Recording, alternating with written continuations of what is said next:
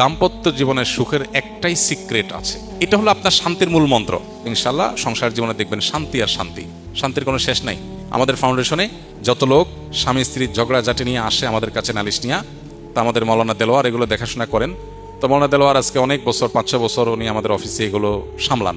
প্রতিদিনই অনেকগুলো কেস আসে, স্বামী স্ত্রীর ঝগড়াঝাটি মিটমাট করার চেষ্টা করা, কাউন্সিলিংয়ের চেষ্টা করা, তালাকের মাসালা ইত্যাদি ইত্যাদি। তো মৌলানা দেলোয়ার তার অভিজ্ঞতা আলোকে বলতেছে যে দীর্ঘদিন পর্যন্ত স্বামী স্ত্রীর মধ্যকার এইসব বিষয়গুলো ডিল করার পর আমার অভিজ্ঞতার নির্যাস হলো দাম্পত্য জীবনের সুখের একটাই সিক্রেট আছে। সেটা কি? যেই ঘরে স্বামী তার স্ত্রীর কথা মতো চলে সেখানে কোনো অশান্তি নেই।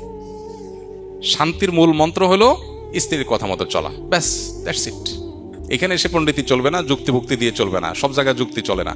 এখানে এসে একটু বেকুব সাজা, বোকাশোকা সাজা, সারা জগতে পণ্ডিত আপনি, কিন্তু এখানে এসে আপনি বোকা সাজলেন। বউ ঝাড়ি দিবে, ফেল ফেল করে চায় থাকবেন, বলবে বেকুব মানুষ, কিচ্ছু বুঝো না আপনি। হ্যাঁ তাই তো, এটা হলো আপনার শান্তির মূল মন্ত্র। আজ যদি বলে এই বেকুব কারে বললা তুমি, শত শত লোক চালাই আমি, তাইলে ধরা খাইছেন, তাইলে আপনার কপালে দুঃখ আছে।